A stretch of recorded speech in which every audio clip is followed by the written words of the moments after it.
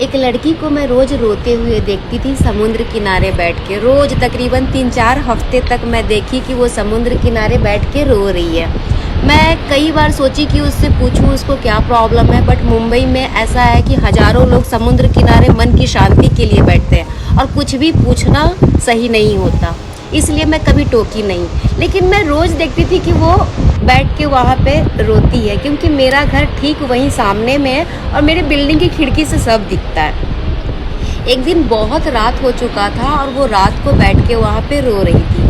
मैं अपने फ्रेंड को बोली कुछ तो इसको प्रॉब्लम है, चल एक बार पूछते हैं क्या प्रॉब्लम है, हो सकता है हम लोग कुछ कर पाए। तो मैं इससे जाके वहाँ पे पूछी कि आपको क्या प्रॉब्लम है। तो वो बोली कि मुझे कोई प्रॉब्लम नहीं है, प्लीज़ मुझे अकेले छोड़ दो, बस आप लोग चले जाओ। तो मैं अपने फ्रेंड के साथ आ गई और फिर दोबारा मैं इसको कभी नहीं टोकी। तकरीबन 2-3 महीने तक मैं कंटिन्यू देखी कि वो वहाँ पे बैठती है। एक दिन ये अचानक से मेरे बिल्डिंग में आके बोली यहाँ पे रूम खाली है क्या। हम लोगों को एक लड़की की ज़रूरत थी, क्योंकि 2-3 लोग मिल के रहो तो ईजी पड़ता है, मुंबई बहुत महंगा है। तो ये हम लोगों के साथ रहना शुरू की, लेकिन ये किसी से बात नहीं करती थी, बिल्कुल गुमसुम रहती थी। वो सब तो ठीक है, बट ये खाना पीना कुछ नहीं खाती थी। अब खाती क्लास जाना, क्लास से घर आना और गुमसुम रहना या समुद्र किनारे जाके बैठ जाओ, इसका यही काम था। एक दिन इसकी तबीयत रात को अचानक ख़राब हुआ, इसको झटके आने लगे, इसको पूरा लार टपक रहा था, ये रोए जा रही है और इसको झटके ऐसे आ रहे थे कि संभालना बहुत मुश्किल हो रहा था। मैं ये सब देख चुकी थी, इसलिए मुझे डर नहीं लग रहा था, लेकिन मेरे फ्रेंड लोगों को बहुत डर लग रहा था। वो दोनों ऐसे डर रही थी मानो वो अब भाग जाएगी। फिर मैं इसको बहुत ज़ोर से पकड़ी, एकदम सीने से लगा के तकरीबन 15-20 मिनट तक रखी, लेकिन ये ठीक नहीं हो पा रही थी। तो मैं जल्दी से इसको हॉस्पिटल में एडमिट की। जब हॉस्पिटल में एडमिट की तो डॉक्टर ने इससे पूछा कि ये झटके आपको कब से आ रहे हैं। तो इसने कहा कि 8 महीने से। ये डॉक्टर को कुछ नहीं बोली, हम सभी दोस्त मिल के इसका बहुत ख्याल रखे, बहुत केयर किए। फिर ये ठीक हो गई, इसको डिस्चार्ज करके घर लाए। ये धीरे धीरे हम लोगों से फ्रैंक होते गई। फिर इसने अपनी प्रॉब्लम शेयर की हम लोगों से, और जो ये बताई सुन के रोंगटे खड़े हो गए। एक्चुअली इसका पास्ट इतना गंदा था कि इस दुख को सिर्फ वो समझ सकता है जिसके ऊपर बीता हो। इसने बताया कि 10 साल से ये किसी लड़के के साथ रिलेशन में थी, स्कूल टाइम से, और ये दोनों एक दूसरे से बहुत प्यार करते थे, बहुत ज़्यादा प्यार थी दोनों में। और उस लड़के की प्रॉब्लम ये थी कि वो बहुत मिडिल क्लास फैमिली से था, ये भी मिडिल क्लास फैमिली से थी, और दोनों को शादी के रुकावट सिर्फ इसलिए आ रहे थे क्योंकि उसके पास नौकरी नहीं था। इसके पापा का कहना था कि नौकरी कर लेगा, उसके बाद तुम्हारी शादी कर देगा। लड़का भी यही चाहता था, लेकिन वो बहुत ट्राई कर रहा था, उसकी नौकरी लग नहीं रही थी। लड़का पढ़ने में बहुत अच्छा था, हाँ वो नवोदय का स्टूडेंट था। नवोदय का स्टूडेंट आपको पता है कितना इंटेलिजेंट होता है पढ़ाई लिखाई में। वो थोड़ा सा अंधविश्वासी जो होते हैं ना, उस टाइप का था। वो बहुत सारे साधुओं के पास गया, थोड़ा सा पंडित लोगों के पास गया कि मेरे नौकरी जल्दी से जल्दी लग जाए, क्योंकि उसको भी शादी बहुत जल्द करना था।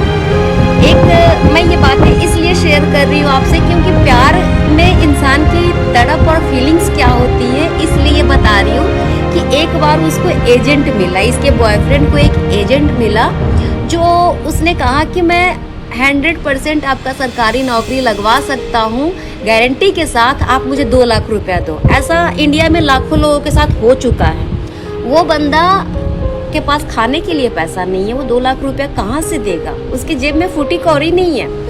तो इसने क्या किया, अपनी मम्मी से पैसा मांगी, पापा से पैसा मांगी, दोस्त यार से पैसा मांगी, बहुत सारे लोगों से हेल्प मांगी, और ये कुछ सेविंग रखी थी क्योंकि ये बच्चों को ट्यूशन देती है, तो ये कुछ पैसे रखी थी। सब मिला के उसको 2 लाख रुपया दी कि उसको दो, जल्दी से नौकरी मिल जाएगा।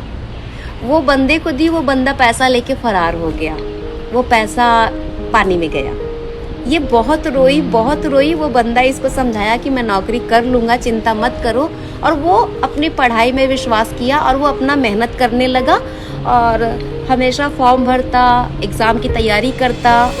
फिर तकरीबन 1.5 साल में उसका जॉब लग गया। जैसे ही जॉब लगा तो वो उसका पोस्टिंग दिल्ली में हुआ, दिल्ली नहीं ग्वालियर, सॉरी उसका पोस्टिंग ग्वालियर में हुआ और वो ग्वालियर चला गया। इन दोनों का बातचीत, प्यार, ये सब चीज़ और बढ़ गया। क्योंकि जाहिर सी बात है, जो इंसान स्कूल टाइम से साथ है वो हमेशा कहता कि आज मैं जो कुछ भी हूँ तेरी हिम्मत और तेरे भरोसे की वजह से हूँ। और ये कंटिन्यू फ़ोन में बात करती थी। धीरे धीरे उसने ये कहा इससे कि मैं हाई पोस्ट पे जाना चाहता हूँ और मुझे थोड़ा सा वक्त चाहिए, थोड़ा सा स्पेस चाहिए। मैं पढ़ना चाहता हूँ मन लगा के, क्योंकि मैं तेरे से बात करता हूँ तो पढ़ाई, काम, दो चीज़ एक साथ नहीं कर पाता हूँ। तो ये धीरे धीरे बातचीत कम करने लगा वो, और वो पढ़ाई में अपना ध्यान देने लगा।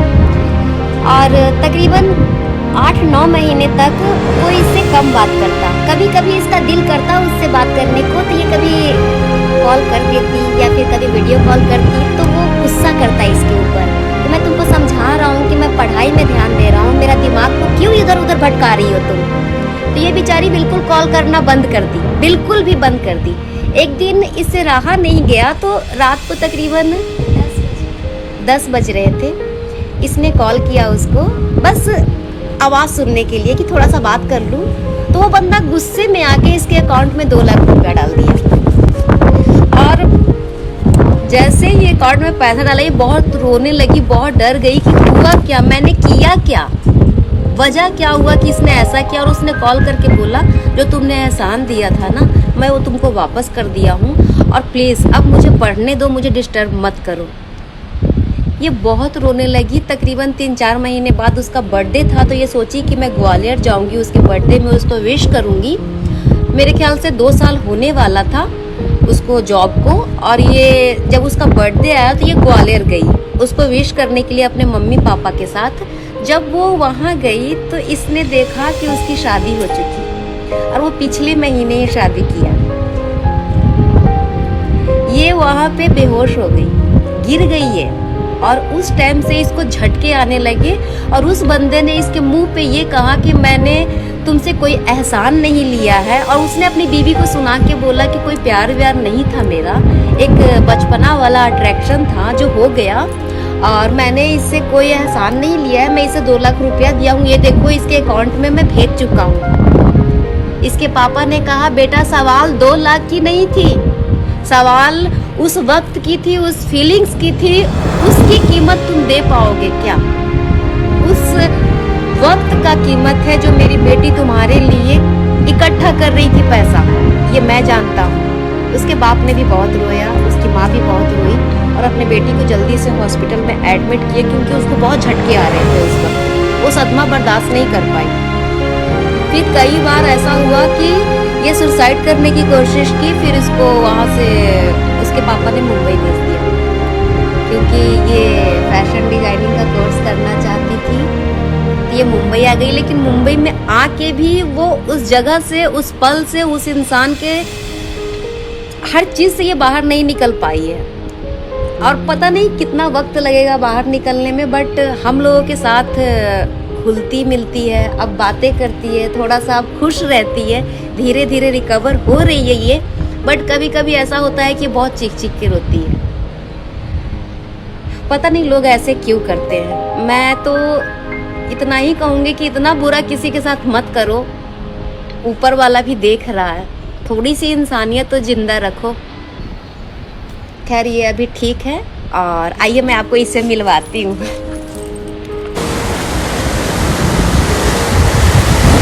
ये छाता मैं संभाल नहीं पा रही हूँ, मेरा जब मिल गया, इधर आओ। ये मेरी फ्रेंड, और अभी तो ये बहुत खुश है मेरे साथ। और यहाँ बहुत तूफान आया हुआ है, ये देखो इधर बहुत तेज तूफान। चलो दोस्तों, तो मैं फिर आपसे बाद में मिलती हूँ। Bye, love you all.